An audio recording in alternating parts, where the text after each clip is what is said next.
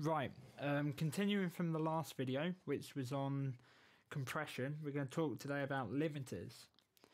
Now, what a limiter does is when anything goes above a threshold, so that's a volume level that you specify, it will basically just cut it off.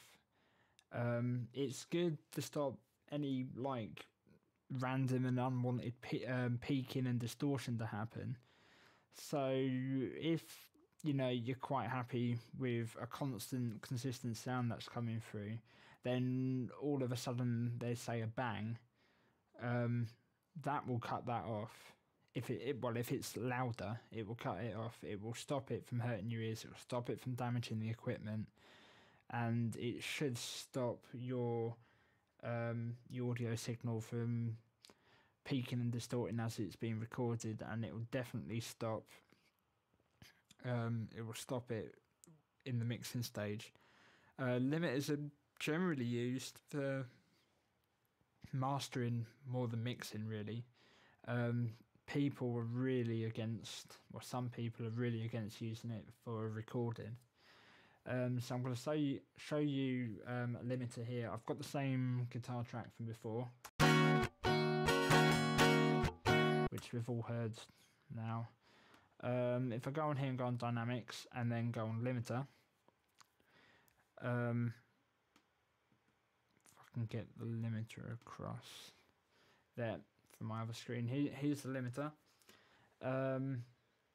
Basically what it's going to do is when we play the track, as you can see, because it distorted a little bit as it was being recorded in, as it was distorted as it was recorded in, the gain reduction is automatically reducing some of the gain because it's automatically pushing it over the 0 dB mark. I say 0 dB because the output level is set to 0 dB. That's my threshold value. If, for example, I set that now to something ridiculous like -6 dB, it will reduce the gain for every time the signal goes over -6 dB, which should be a majority of the track actually.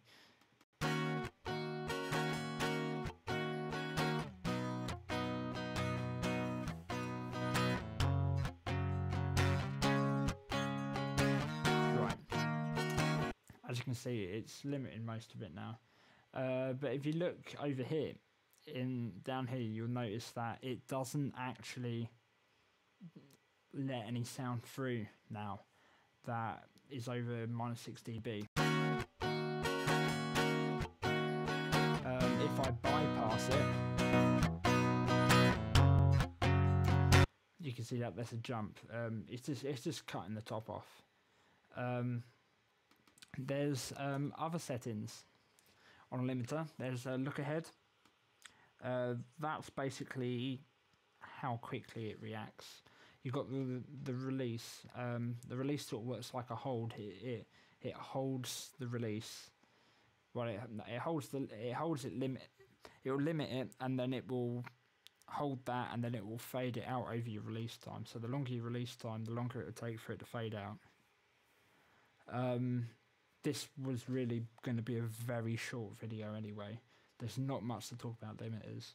Only that a lot of people don't really like them, but they can be quite useful in stuff like mastering.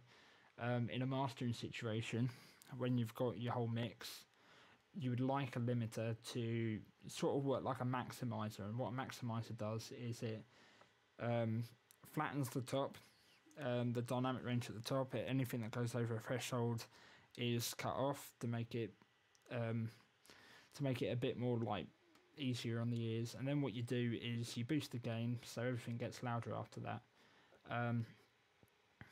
Sort of like a maximizer, but a maximizer is also like a compressor as well.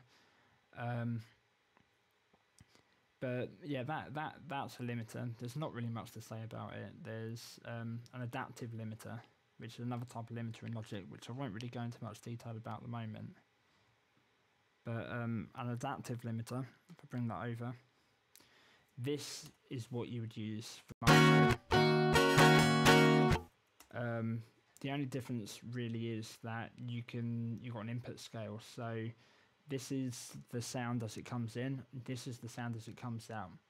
If I put the input scale down like here, for example, and then reduce the gain,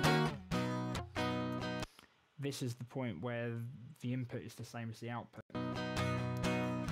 If I increase the input scale, well, if I put it back at 0 dB,